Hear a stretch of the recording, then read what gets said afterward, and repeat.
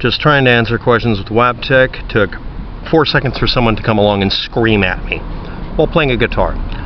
My concern with Fukushima is the nuclear material is in its raw form and it's seeping into the bloodline of the planet, referring to the water. Came from the earth, now it's in the water.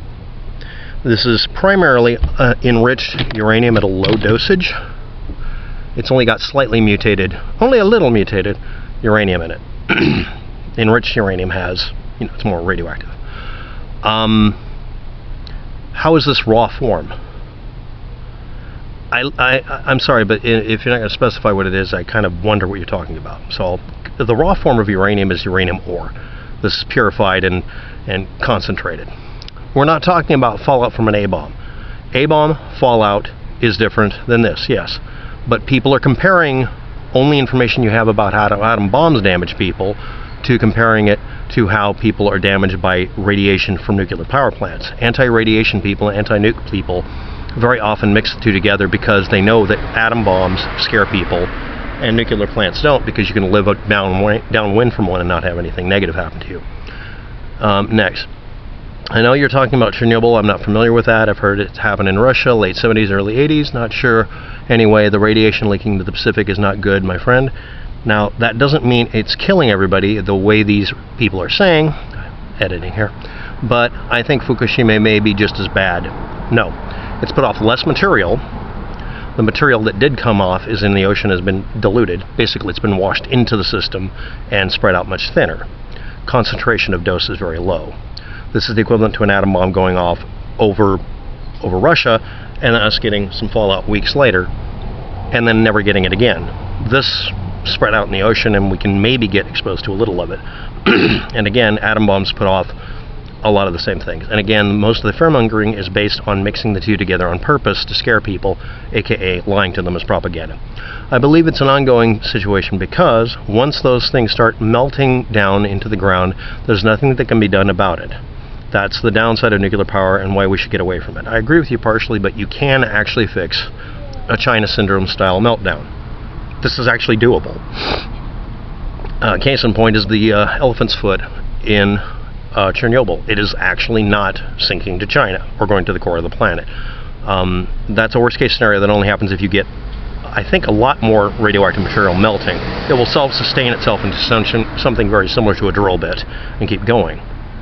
But it can be cleaned up. It's just a real raving pain in the rump. After you remove uranium rods from a nuclear power plant, after it's been in the cooling pond for a while, and you're going to go ahead and decommission it, it still takes months or years for it to cool down to a temperature that you can handle it. And that's just heat, not even radiation.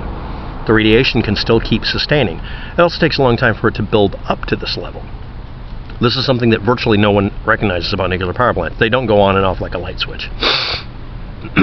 Next.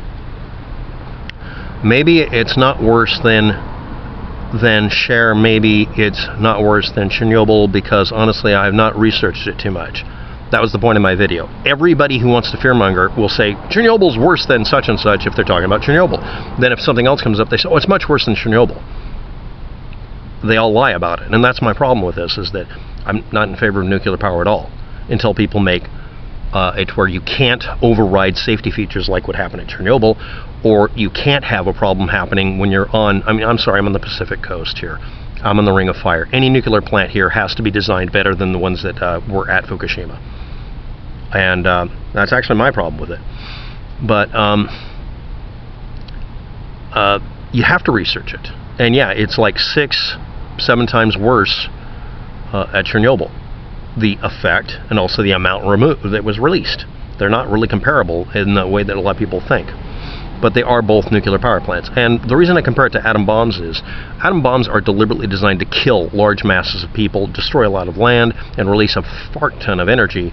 And it literally turns 1 gram of weight, the weight of one paperclip, Operation Paperclip, into an explosion that's the equivalent to 5 kilotons or 15 kilotons of explosives.